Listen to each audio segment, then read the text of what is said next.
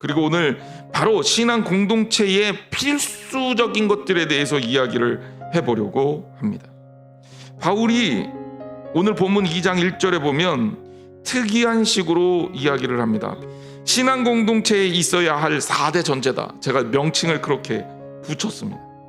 우리가 믿음 공동체라면, 신앙 공동체라면 4가지의 전제가 있어야 하는 건데, 그 4가지의 전제를 오늘 살펴보도록 하겠습니다.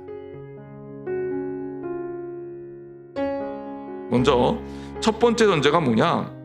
그리스도 안에서의 권면입니다. 권면이라는 단어는 어원상을 원어를 찾아보니까 파라클레시스라는 단어로 되어 있습니다. 이 뜻을 좀 살펴보니까 권면이라는 단어보다는 격려라는 단어에 더 가까워요. 근데 성경에서 말하고 있는 이 격려 그리고 칭찬, 권면은 그 의미가 아니에요. 성경에서 말하고 있는 이 격려는 그리스도에게 속해 있는 격려예요. 그리스도 안에서의 격려입니다.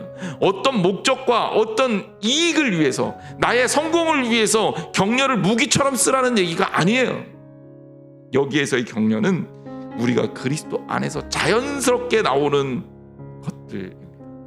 우리는 철저하게 우리 안에서 예수님께서 우리에게 하셨듯이 사랑하는 마음으로 그리스도 안에서 더욱더 귀한 격려와 칭찬을 하시는 저 여러분이 되시기를 주님의 이름으로 축원합니다.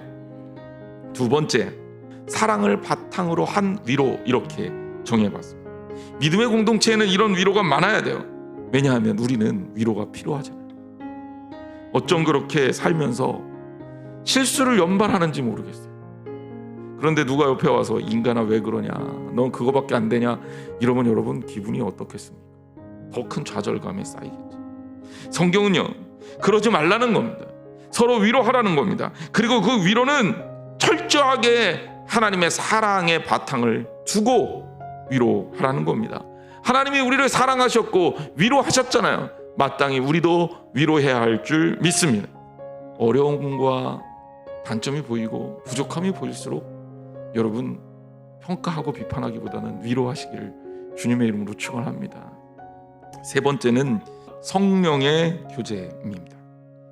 그런데 이 교제라는 단어 앞에 성령의 교제, 즉 성령님께서 이끌어 주시는 교제라는 전제가 들어 있습니다. 그 얘기는 교회 안에서의 교제는 세상에서의 교제랑 다르다는 거예요. 즐거움을 위해서 하는 경우도 있고, 나의 목적을 달성하기 위해서 누구를 만나서 교제할 때도 있고, 나의 존재감을 과시하고 싶어서 교제할 때도 있어요. 하지만 하나님의 백성들의 모임인 교회에서의 교제는 성령님이 이끌어 주시는 평안과 즐거움이 이루어지는 교제입니다. 우린 달라요. 쾌락을 위해서 세워지는 교제가 아닙니다. 그렇기 때문에 신앙생활을 하면서 행복해야 하고, 그 행복을 이루게 하는 것이 성령님께서 이끌어 주시는 교제고, 그 성령님께서 이끌어 주시는 교제가 속해나 우리 교회 각 기관과 과정들을 통해서 이루어져야 합니다.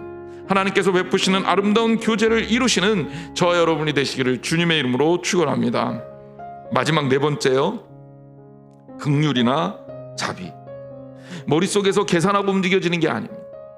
가슴에서 사랑하는 마음으로, 뜨거운 마음으로 누군가를 사랑하고 아껴야 된다는 거예요.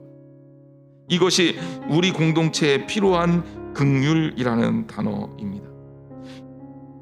사랑하는 성도 여러분, 성령님은요, 우리가 서로에 대해서 어떤 마음을 가져야 할지를 알려줍니다. 가슴 뜨거워지는 사랑을 해야 돼요. 다른 이들을 정죄하기보다는 그들의 아픔에 공감하고 함께 해야 합니다. 우리가 먼저 우리들 사이에 그렇게 해야 합니다. 형제들과 자매로서 서로와 서로를 위해서 기도하고 애써야 합니다. 자, 그럼 이렇게 질문해 볼게요.